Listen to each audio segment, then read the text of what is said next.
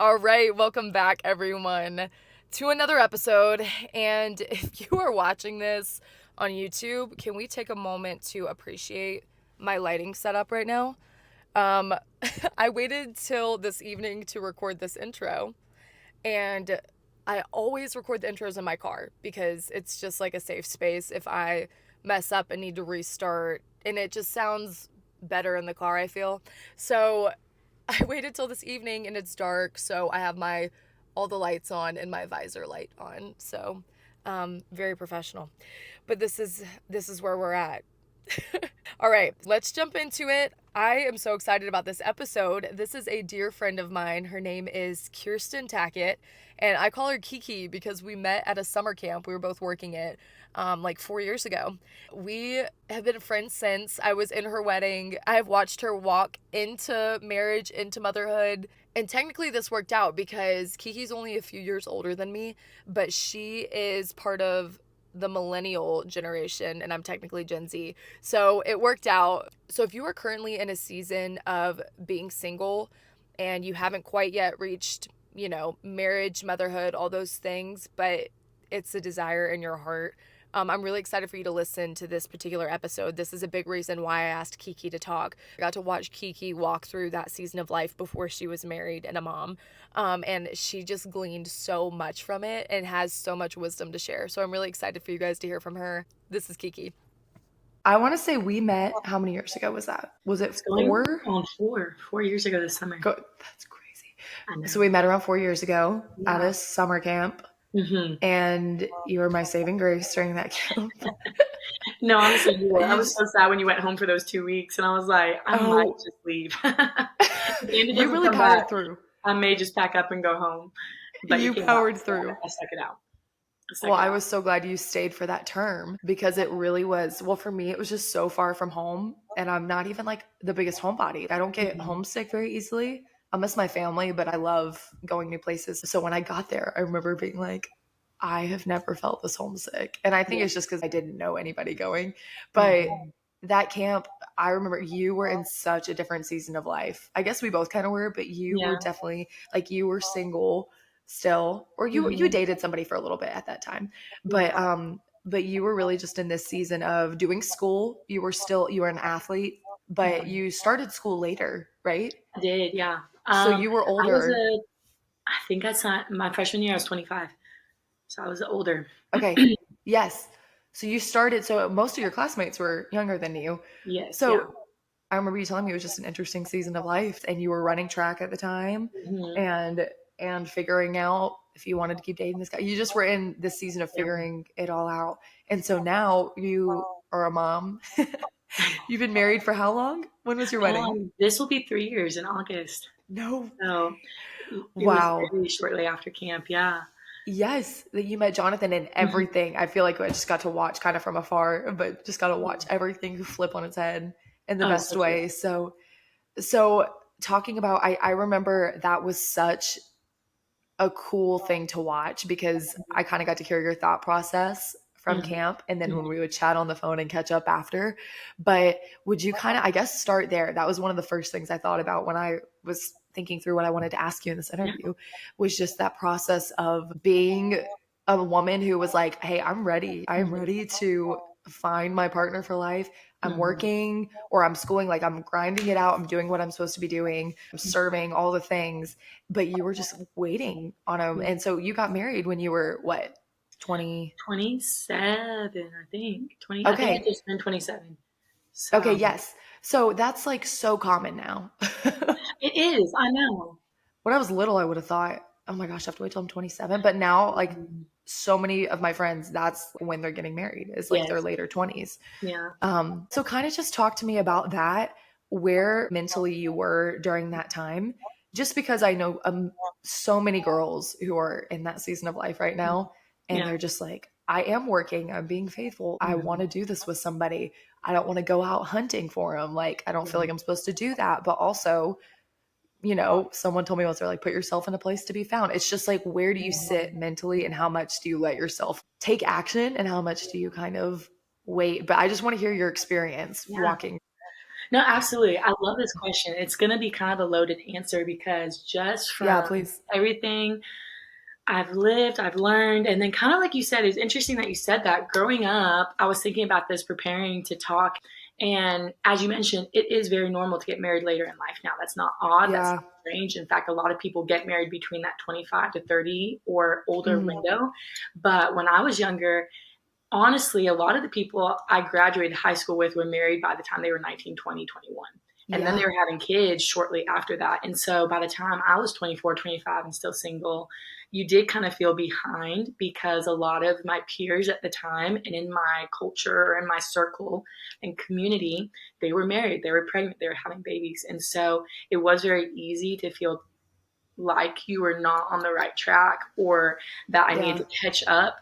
But now looking back, 26, as you said, it doesn't sound old, but I remember when I was 16 to be told, hey, you're going to get married in 10 years. That would have seemed very discouraging. It would have been Yeah. like, oh my goodness, what am Yeah. I going to do for 10 years? Just because, once again, Right. that was my desire. I desired to get married, be a mom. I wasn't driven by that. I know more people that's all they want to do. And I think now, being a mom and a wife, I see the beauty in that calling. At the time when I was 16, 17, I just wanted a husband. It wasn't really necessary. I had Right. that drive to create a home and create a family and do all these things. I Yeah. just knew that one day I would want to.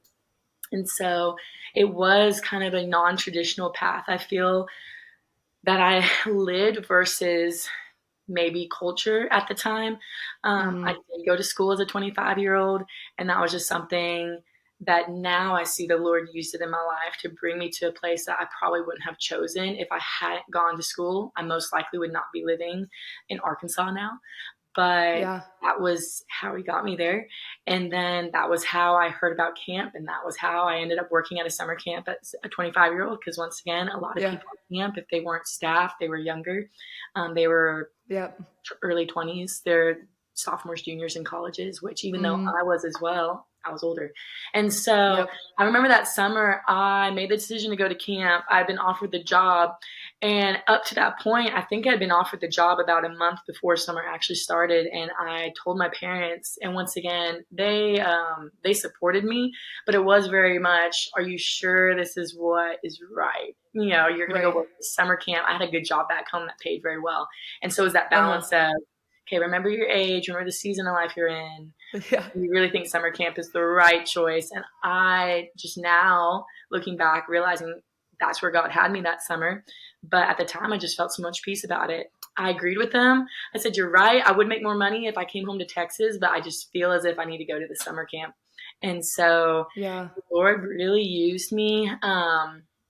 Or broke me. I feel as if he really broke a lot of mindsets I had, a lot Yeah. of Same. honestly sin I was struggling with. To be honest, I had a lot of sin I was still struggling with and Yeah. struggling in, and just lies I was believing. Because once again, you can kind of place yourself in a setting or an environment where, once again, you see friends dating, you see friends getting married, and all of a sudden you can just switch your perspective again and go, well, I want that so bad and I don't have it. I feel like I have to go find it. And so I definitely was Right. looking for it for a long time. Yeah. And I just, that summer, the Lord really stripped me of so many things that were important to me. You mentioned I was running track. I was, but I got a stress Mhm. fracture in my foot that summer. And so I was in a boot for a good majority of the summer. And I remember Remember that was that? so frustrating to me because in my mind, I was like, okay, I can't run now. And then I was talking to someone and they just didn't want to commit. They didn't want to pursue me. And so I was the one pursuing them. And then I just Mhm. felt the Lord removed that. And I was like, okay, now I don't have a relationship anymore. And then, like you said, Gosh, you're at yeah. camp and you're constantly pouring out to people. And so that's very hard when you naturally have a selfish nature. And so I just Yeah. felt like the Lord was slowly taking things from my life that were so important to me. I Yeah. put on more weight that summer. And so I that did was hard too. too, because I that stress ate that whole it summer. was. Oh, I know. I did too. I did too. Every And my chance I body got. just kind of held on to it. And Me so now too. I'm like, I don't have a boyfriend. I can't run. And I've gained 15, 20 pounds. And I just feel Yeah. like who I am as a person is just so foreign to me. I don't know this person. I was Yeah. frustrated. And so, yeah, that summer was very tough. But the Lord just really Yep. spoke through other people. and spoke into my life that summer. I remember distinctly there was one drive. I was going home for the weekend. I was visiting a friend. And I just really I kind of had this come to Jesus honesty moment where I was just like, God, I hate being single. I hate not feeling important or valued. I hate that this person doesn't want to pursue me. I hate that I can't do this. I'm mad that I can't do that. And I was just really kind of complaining to him. And I didn't hear any profound answer. I didn't have any light bulb moment where it's just like, wow, God spoke to me on this road. But I just remember distinctly where I was on that road, having a bad attitude, being honest with God. And then the very next day, I was sitting in church, and I can't even remember what the sermon was on. But I just remember that as we were praying at the end, I just felt the Lord speak to me and say, Kiki, if you never get married, am I still enough for you? And I kind of struggled with it. I kind of wrestled with it. And I finally was like, yes, God, if I never get married, you're still enough for me. And then this was kind of summer that my heart changed towards having kids. And I actually really wanted to have kids. And so the next question I felt God tell me was, Kiki, if you never have kids one day, am I still enough for you? Because that was a big, like, okay, I always made the joke, if I don't get married, I'll just adopt and I'll just still be a mom. And that's just Kiki controlling things again, where I was like, okay, if God doesn't give me this, I'll still take this. And I remember kind of just sitting there and just like, oh, that one hurts. Like, God, I want to be a mom so bad. Right. But I just kind of sat there and I was just like, God, you're still enough. Like, even if I never get married, even if I never have kids, even if I never get to do these things that are so important to me, you're still enough. And I just remember this peace and kind of just like this burden falling off my shoulders a little bit. And just my perspective changed from there. And that was kind of just taking a different path a little bit from trying to make things happen in my own timing, in my own way, to then stepping out and going, okay, God, I'm going to end these relationships that don't glorify you. I'm going to end these friendships that don't glorify you. I'm going to start doing things in a pursuit of you versus in a pursuit of busyness to distract me from the season I really want in life. And I feel as that's where I kind of camped myself out in a lot of my life, just the pursuit of busyness. And so that really, when I ended up meeting Jonathan a month or two later, I really was in a mindset where I wasn't looking anymore. And so when I met him and he kind of started pursuing me and asking me out and texting me and kind of reaching out, in my mind, I really was just like, God, I'm not interested right now. Like, I'm just pursuing you. And I feel like this guy might like me, but I'm done trying to make things happen. And I'm not going to text him back and like encourage anything. I'm just, if he's someone you want in my life, you're going to have to just keep him in my life without me pursuing him back. And I mean, he was faithful with that. And Jonathan definitely pursued me and made it very clear. And so, it's just kind of a back and forth of me trying to take what I want. And then God's just being so loving, honestly, removing it from my life.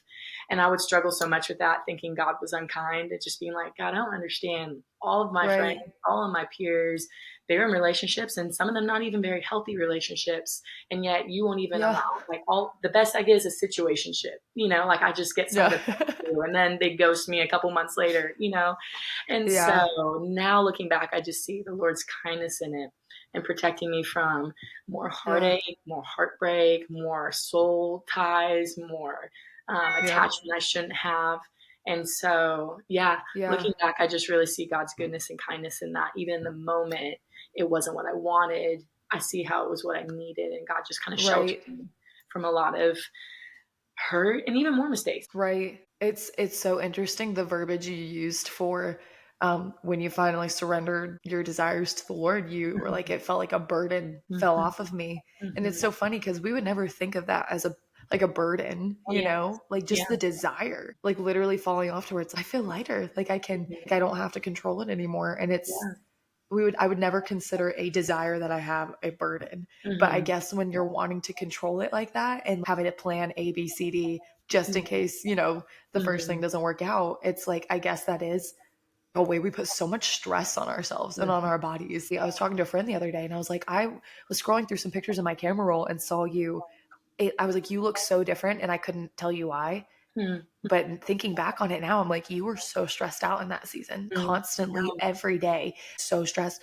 And she was like, no, I was. And I was like, you look completely different now. And I was looking at current pictures. It's crazy how your body physically change. And so when you say a burden fell off of you, I feel like that almost is physically true when we give things up that we want so badly. Or ideas that we have and we're like, it has to look like this. But I just remember looking up to you so much when you were talking through that with me at camp. Because even though you were still kind of figuring out what to lay down and what to fight for, you still had so much wisdom, even though now you're like, oh gosh, I was processing so much then. I remember because I was 22 at the time. But I just remember being so encouraged by you being like, you know what, we're just being faithful. And I loved that you chose to go back to school and that you were doing track. And I think such a huge thing is when you find that person you want to do life with, I don't want to be found sitting on my butt twiddling my thumbs, being like, where's he at? It's time. Where's he at? You know, I want to be grinding it out and not just in an attitude of trying to be busy all the time, but just like I have a goal. I'm driven without somebody else by my side, you know, like I have passions and dreams Lord put in my heart. So I feel like you did that well from just what I was able to witness. But it was fun. Wait, so you met Jonathan at church, right? You walked in.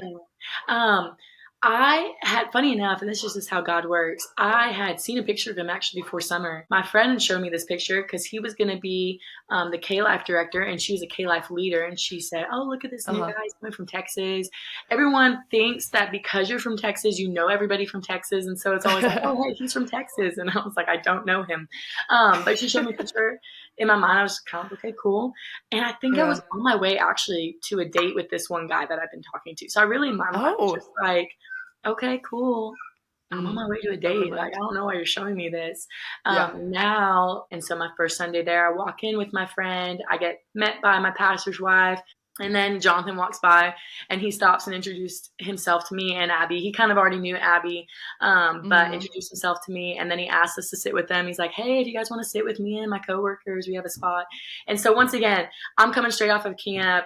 I knew he had worked at camp. And so instantly in my mind, I was just thinking, okay, he's just very much a camp personality. He's just outgoing. He's just friendly, just being nice. I can see that. It's a type. And I really was like, he's just the camp type. You know, he's just outgoing and energetic.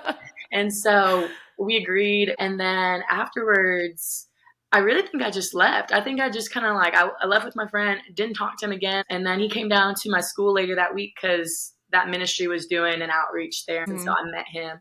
And same thing in his perspective of the story, it's still just like, she shot me down. I tried to talk to her. She just was like buddy, like pal.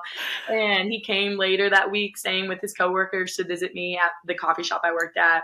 And they kind of camped out there until me and my friend got off work. And then Jonathan just ended up talking to me the whole time. And so that's kind of when I was struggling with going, he could like me, he could just be nice, and I don't want to read into something and encourage something or go down that path again. So I was just like, God, I'm not going to pursue anything. Like, I'm not going to pursue anything. And so, yeah, we still tease about it where you left him on red. I was shot down every chance. And so it's really just the Lord. It's just the Lord that we worked out. It's cool now looking back, just how quick it all happened. But being a part of that process, I just really saw it more as when it's God's timing, everything is just so smooth. You don't have to make anything work. You don't have to make pieces fit. It just happens so smoothly and you get to enjoy the ride and you're not, as you said, stressed out by the burden of, do I marry this person? Do I not marry this person? Do we move here? Do I stay there? God just really figures it out for you as you walk in faith and you kind of just take each season as you go. And if you do that, I feel that Jonathan and I enjoyed our dating period and engagement period so much because we really were just trying to enjoy every step of the way instead of worrying about the questions that maybe didn't need to be answered in that moment. And so, I don't know, I just look back on it with so much fondness because it was the first and only relationship I ever enjoyed, the first and only relationship that was just so smooth. I didn't have to, ask to hang out with him. I didn't have to, text him because I hadn't heard from him in 3 days. I mean, he was very clear in communication. He pursued me very well. And he set the bar very high. And I think that was something that at that point in my life, I just kind of assumed all the good guys or all the guys that were chasing after Jesus like I was or trying to were taken. And I would just have to settle for someone that knew Jesus. And when I met Jonathan, I was so encouraged by remembering that there are people who love Jesus and there are people who are trying to actively follow him and lead and pursue. And Yeah. It's just that waiting process. As you said, you don't want to be sitting around and, in a sense, wasting your single years, Yeah. but using them and using the giftings. Because I think that was always so confusing to me. You hear the analogy, just chase after Jesus as hard as you can and look to your right, and you'll see someone doing it. Yeah. And that's your prayer. And you kind of do that, but you're like, I'm not seeing anybody to my right or to my left. But I think when you're actively following Jesus and you're using the gift sets that he gives you, you don't Mm-hmm. really have time to worry about if there's someone to your right or to your left, because you're just Yeah. actively walking out your purpose that God's given you. You might have moments of For questioning. sure. That's normal, because we're all going to question. We all question our dads, we all like Yeah. have moments of not trusting and going, God, is this really your plan for us? Yeah. But in hindsight, you can just see God moved me from so many different places and had me do so many different things. And yet, each of those places I went, that it's hard not to think and assume, oh, I'm moving states, I might meet my husband, or I'm moving, this, I might meet my Yeah. husband. I'm changing jobs, I might meet my husband. Yeah. But looking back now, I met my husband right when God wanted me to meet my husband. And every other place I went and lived and job I worked, it really just honestly kind of cultivated me and molded Yeah. me into the person that Jonathan met and the person Jonathan fell in love with. Because when Right. I was 21 and ready to get married, Jonathan was just graduating high school, because there's a little bit of an age gap. And so even Oh, though I wow. was mentally ready to get married, if I had met 18-year-old Jonathan, we teased, but we're like, he wouldn't have liked me and I wouldn't have liked him, because God just Yeah. really changed us so much in those 7 years, Wow. 6 years before That's meeting. crazy. So that's always my That's actually so encouragement to people, crazy. just going, you might be ready to get married, because I feel as if girls tend to mature quicker and they tend to get into that Yeah, for mindset sure. of I'm ready for marriage quicker. Oh, for sure. But I always try to remind them that, hey, your husband might not be the person that you want to marry, and God's working on him Right. right now. So let God do his thing. And in this season of waiting and not knowing your future husband, you can be Yeah. living in those talents and gift sets that he's given you. That's so true. It's Yeah. just, he can use anything, he can use any situation, any story. And so you don't know what That's your so future true. husband's doing right now. He might be in the military, he might be on tour, he might be, working a job that he's not even thinking of a wife, because he's building his whatever it might be. That's Yeah. something we were talking about, something I wish I had known when I was younger, or maybe I'd known Hmm. but I just didn't grasp. And I think that's just that truth that, hey, just wait for God to do his thing.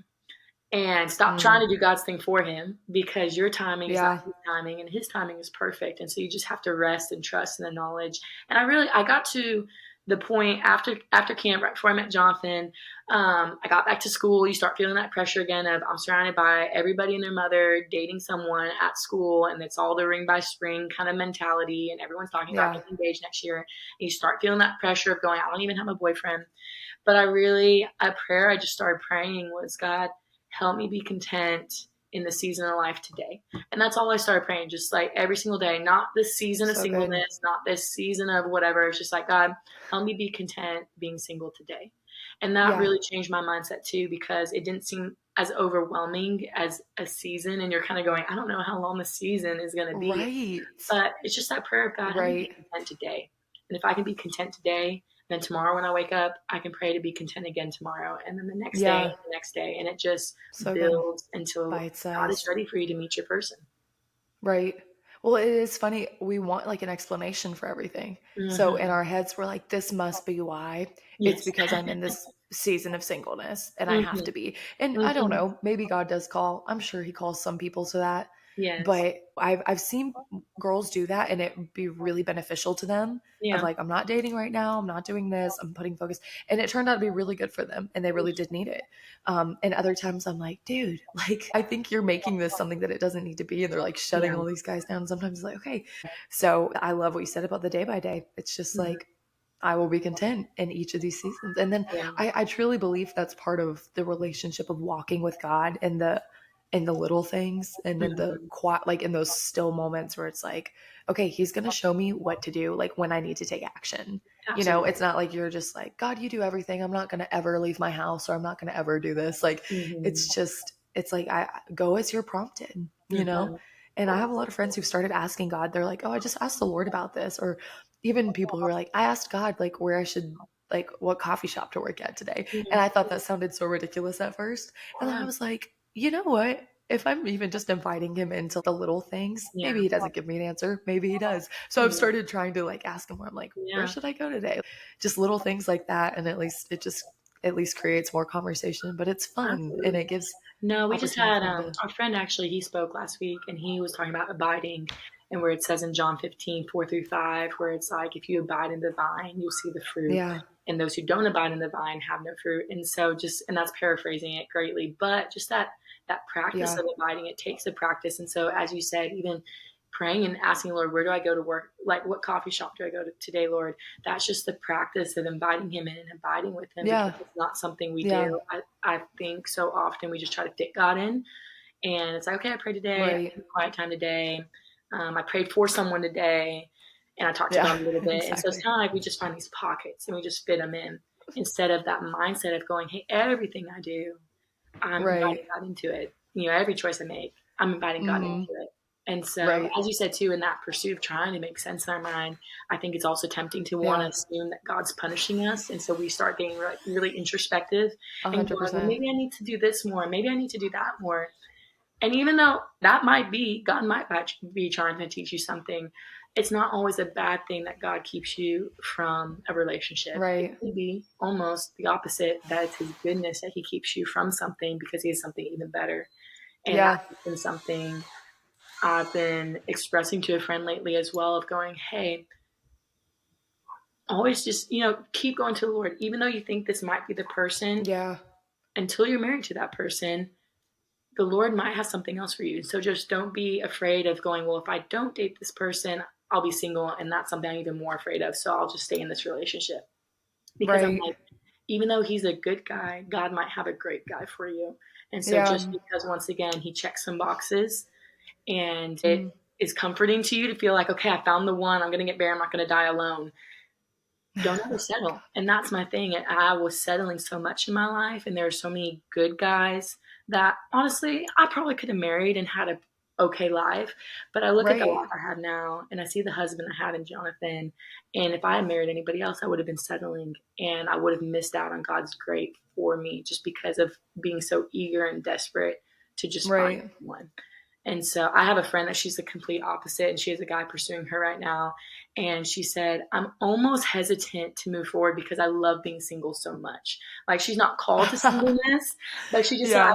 God's That's really real. helped me realize how much I love being single, and how much I can do being single. And if I take the step to committing to a relationship, I'm saying no to other things. And that can be scary too, because she said, what if I say no For sure. to traveling more? What if I say no to Hmm. moving for a job? And Oh I yeah. think, once again, there's extremes on either side. So it's finding that balance that, hey, singleness, it's not a curse. It's not a gift that you want to return, where you're kind of like, that's not for me, God. If you can take it back as soon as you can, that'd be great. But realize that, hey, when you have it, you can do so many things that I can't do being married and being a mom. But Right. on the flip side, there's so many different gifts, and just even a deeper relationship that I've grown with God as being a wife and mom, because I've realized there's a deeper level of selfishness that I thought I had taken care of. And then you get married and you live Oh, with someone, and you realize how much there's still to grow and be sanctified. And then being a yep. I mom, then you hear realize that there's a all the different level time. of selfishness. And Yep. so I mean, it's changed me and challenged me so much being married. And I don't look back in mourning of my single season, but I definitely look back Hmm. and go, you can use your single years, or you can waste your single years. And it's really sad to get to that point, to look back and feel like you didn't get to use your single years and Mm. multiply, like we were saying, and being faithful with your talents in your single years. Because Yeah. really, hopefully, ideally, once you get married, you don't go back to that, at least for a very long time. And then you Yeah. really are in that season of marriage and being one with another person and being a parent, and not just, it's a different ball game. And Well, so, if you could go back and tell yourself during those single years, the top maybe three things, like off the top of your head, mhm, things that you would tell yourself, advise yourself to be working on yeah, before marriage. I think a big thing really is is stop worrying about what's going to happen, what's not going to happen. Stop trying to make things happen in your own time. Because I'm such a planner. I used to always say this, and now looking back, I see how wrong it was. But I used to just go, if God could just tell me when I met my husband, then I'd be fine waiting however many years. But that's once again me trying to control and to just know God's plan for my life, when really a lot of God's plan for my life is just trusting and having faith and just being diligent in that. So I really wish I'd been more diligent. I really wish I hadn't been so stressed and worried and been focused so much on that, instead of once again seeing and utilizing my single years a little better. I don't think I wasted them, but I look back on my life and I just see where I was so consumed with this desire to get married or have a boyfriend or whatever it might have been, that I really wasn't as present in the season of life that I was in that I could have been. And so I think just being more present, seeing singleness as a gift, and also just being grateful for God's protection in that singleness. Because once again, because of being like, I wasn't single for lack of trying. And there are lots of people where I'm like, I don't understand why, like, I didn't end up with that guy, except for God's protection of just being like, he wasn't a good guy. Like, you knew that, but you were just like, I don't care. I just want a relationship. Right. Yeah, I just want to be taken on a date. I just want to do whatever.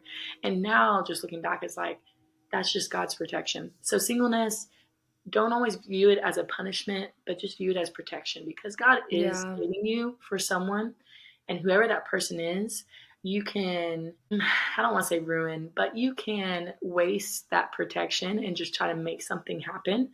Or you can view it as, hey, this is a gift. God is saving me for someone, and I'm going to use that to my advantage in the season of waiting versus just always being upset by it. And I feel like I wasted a lot of my years being upset by it and just wanting, just like, God, you didn't call me to singleness. I believe you put this desire in my heart, so I don't understand why you aren't giving me what I want. And once again, that's just kind of like a kid to adapt, just like, this is what I want and I want it now. And it's funny because I say this to Addison a lot, because I've taught her please. When she sees something she wants, she says please over and over and over and over again. Yeah. And I'm trying to teach her right now. I said, Addison, just because we say please doesn't mean you get what you want. And because there's some things where it's like, she doesn't want food, but she wants milk, and she'll say please. But I'm going, hey, but you need food right now. You can't live off of milk only. You're too big for that. It's like, you might not want a nap and you're asking please, no, I want to go play. But it's like, hey, but this is what is best for you. And even though you don't understand, you just need to trust that I love you. And that's what I'm saying no. Yeah. And so that's kind of just that same image, that just because we say please, just because we might be content in the season of life we're in, doesn't mean that, ooh, that's a magic word. We said we're content. Now God's going to give us what we want. Right. It might just still go, okay, I So can still be true. content. I can still trust God. I can still strive to be happy and content and joyful in this season. Even though I really want this and I'm asking God for it daily, God might be saying no, because I have you here and this is what you need right now to grow and to mature and to be ready for the relationship that I have for you down there. But we're right here. We want this, but God has us here. And so that would be my challenge of just going, hey, just because you're asking God nicely doesn't mean that it's the right timing and it's what you need right now in your life. Yeah, that's so good. That's so good. Well, I can testify that watching you and Jonathan, when you talk about him being the best and you're like, if I would have settled for anybody else, and it would have been settling for you, not that all those guys aren't worth anything just for somebody else, but watching how much fun you and Jonathan have together and how well you complement each other, even just in, like, you were talking about your talents and your giftings and what you do with them and what you choose to pursue and how you show Christ in those, even just in the things you enjoy. It is so cool. So you guys have a gym now. You just opened a gym, a boxing gym. And y'all are literally, for everyone listening, they're literally like training together. They have how many classes a day? You just told me you have like 4 in the morning. Yeah, about 7 to 8, depending on the day. A day, which is nuts. And you guys like redid the whole thing, right? You bought it and fixed it up.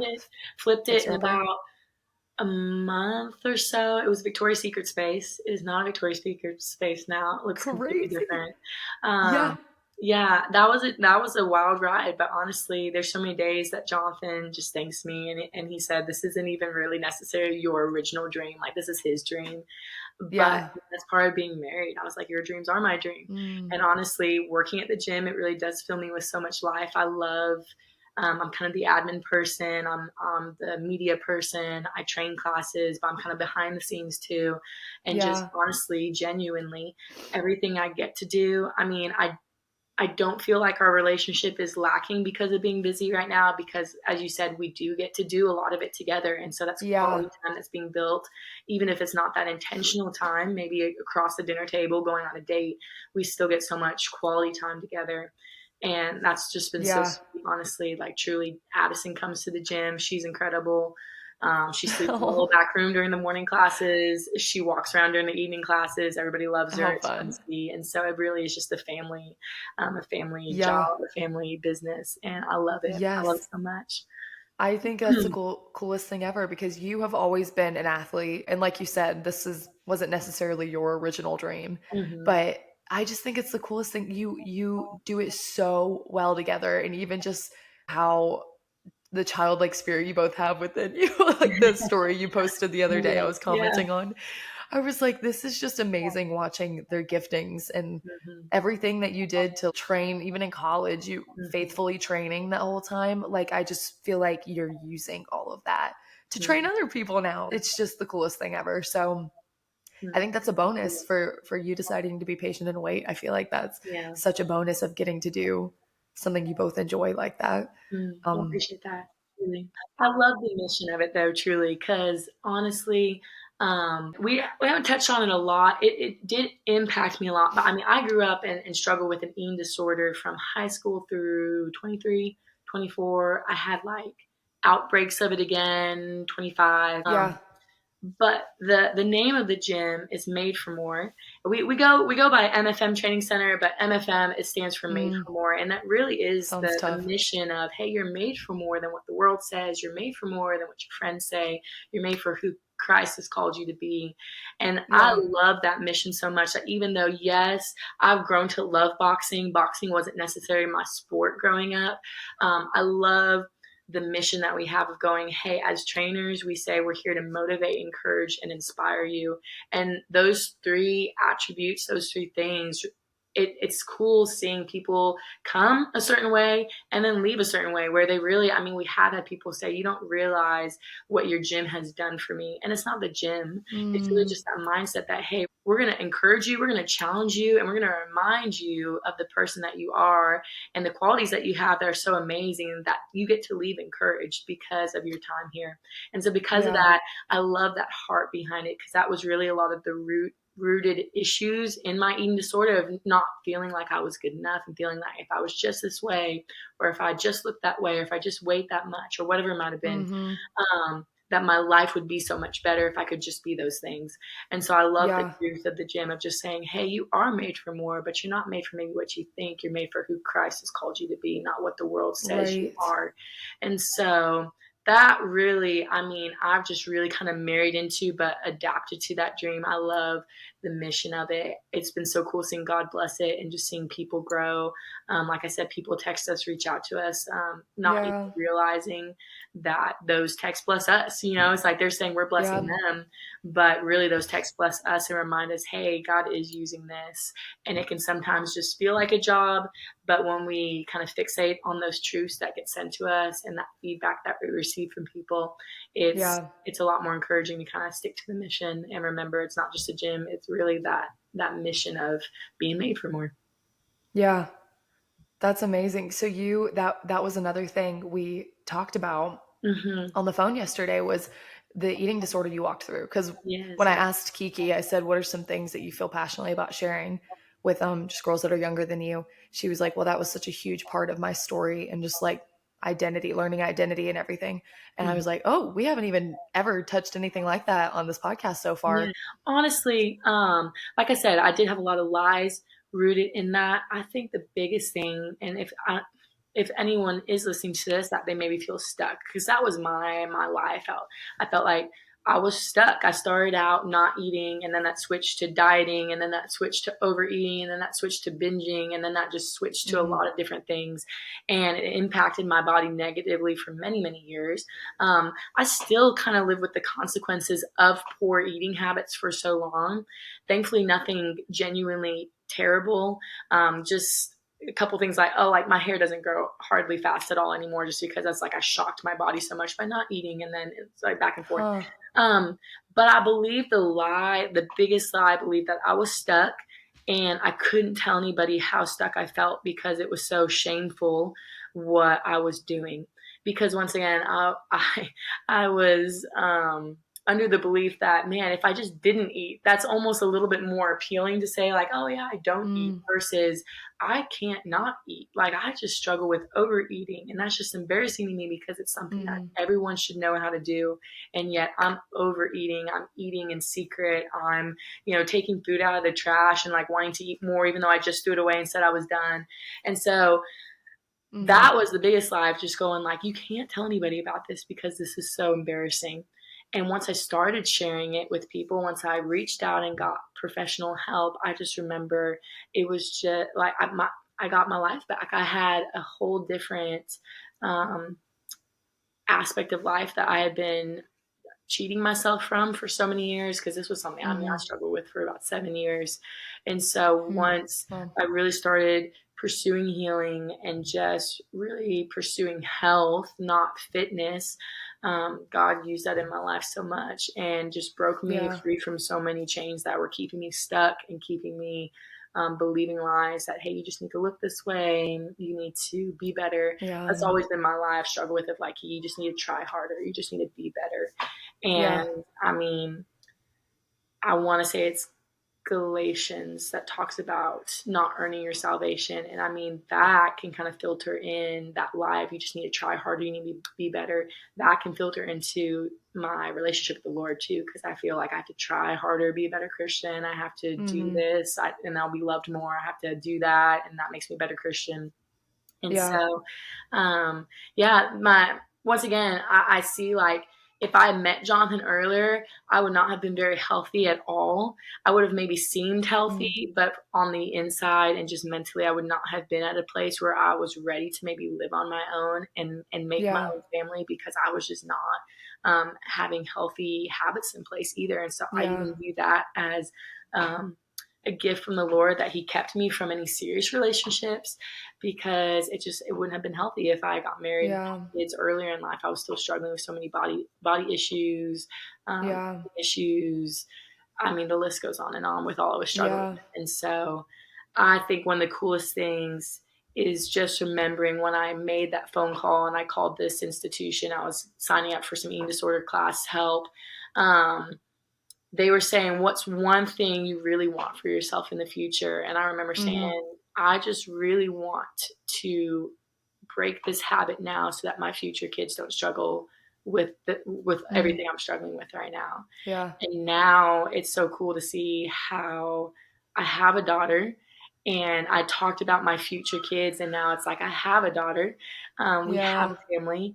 And that's not something I feel a fear about or a stress about, teaching her what is and isn't healthy, because God just really drastically changed my heart and mind towards it. And it took a while. It wasn't overnight. I really prayed for that overnight healing, but it really was a long process. I mean, I look back on old videos from 2020, which was where I was really like digging in and going through all this stuff. And I just, as you say, I kind of see a different person. I see someone who was kind of experiencing healing, and now I see videos and I'm like, I'm just not that person anymore. God's really changed my heart and changed me as an individual. And so, that definitely affected years.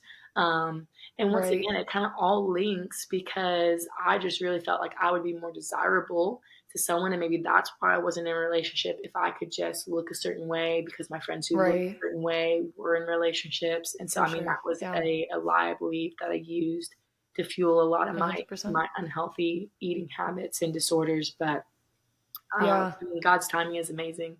It really is. And so I'm just so thankful he really did keep me and it kept me from being a mom until I was ready and was healthy. Because even that was a challenge when I got pregnant. I told Jonathan, I said, I think I'll enjoy being pregnant a second time way more, because right now I just want to believe the lie that I'm getting fat again. And I was like, I hate this. Like, I just feel like Wow. I'm fat. And Jonathan challenged me, like, he reminded me so much during my pregnancy of just going, hey, you're growing a life, and that's beautiful. You're not getting fat, you're Yeah. putting on a healthy weight, Yeah. and that's okay. And so even that just shows the beauty of the right partner, because someone could belittle that and just be like, that's ridiculous. But Jonathan, just knowing my heart and knowing what I needed to hear, Yeah. just always encouraged me and challenged me, like, hey, just remember, like, you're growing a human. It's okay. It's natural to gain weight. Yeah. And so, yeah, it You very also much look started to come back. incredible now. What'd you say? You look incredible now too. Like Oh, you're thank taking you. care. I'm sure I know every woman's experience is different postpartum, but like I also know that you really did take care of yourself I before you got appreciate that. pregnant too. I appreciate that. And so you look incredible. Well, thank you. But even that too, I um just see where it's like, it's still a process, and I did struggle yeah, with I'm that. And sure. then I did have a lot of, I tore when I gave birth, and so I had a lot, like, I couldn't exercise for a very long time because I had postpartum Yeah. bleeding for a very long time. And so even that was a season Gosh. where, I mean, it was very tempting to want to fall into lies of, I'm not going to be able to lose my baby weight. I'm going to gain weight again. I'm going to be like the women that Right. can't lose weight. And it's just the lies, the constant lies that, you just have to replace Yeah. with truth. I think we Yep. think if we tell ourselves something's a lie, that we won't struggle with a lie. But I mean, if you identify something as a lie and remove that from Yeah. your mind, you have to fill it with something that's true. Otherwise, another lie is just going to set in. And so that's That's just the good. challenge of, hey, if you remove a lie, replace it with truth. If you remove a lie, replace it with truth. Yep.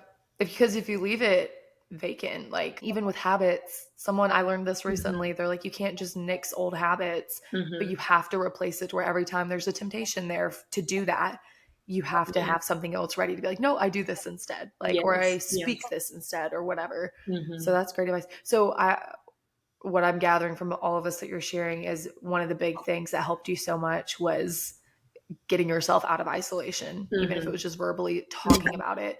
Because that is so many girls. It's like, I guess it's also talking to the right person. Mm-hmm. And whether it's a friend or a parent or a mentor or somebody, it's Yeah. finding somebody to just be honest with, because the enemy isolates and he keeps Mm-hmm. everything in darkness. So it's like the second you bring light to something, there's a light at the end of the tunnel. Yeah. And No, absolutely. I hope Community so. is so important. Community. Community and honesty, because you can have community, you can have mentors in place, but if you're not going to be honest with them, and it's very tempting to not want to be, because a lot of Right. times you admire the person you want to mentor you, and so you don't want to reveal all these Right. shameful things. But Right. honestly, being honest and genuine with everything you share, you'll often find that if that mentor or if that friend hasn't been in that same exact place, they've done something else that they feel is just as relatable. And so it's just like, Yep. invite community in, be ready to be challenged by community. I think we get our feelings hurt when we feel our toes get stepped on, but view it as a Yeah. gift, view it as someone challenging you. Being challenged is a good thing. And so be ready to be challenged by community, invite community in, and be honest with community. And that, as you said, will really pull you from isolation and bring you into a healing you may not have experienced yet. Yeah. That's So, so good. Hey, Jonathan. Did you yeah, just no, walk in? you just walked in. Kirsten, Tackett, everyone, I hope you guys enjoyed that. Conversations like this are sometimes what I need just to put like wind in my sails and be like, oh my gosh, I know these things. I got this.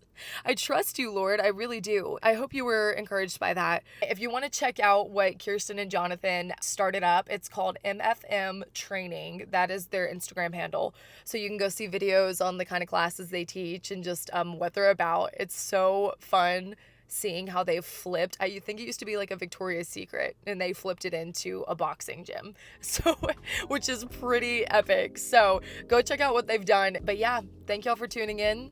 Until next Tuesday. Bye y'all.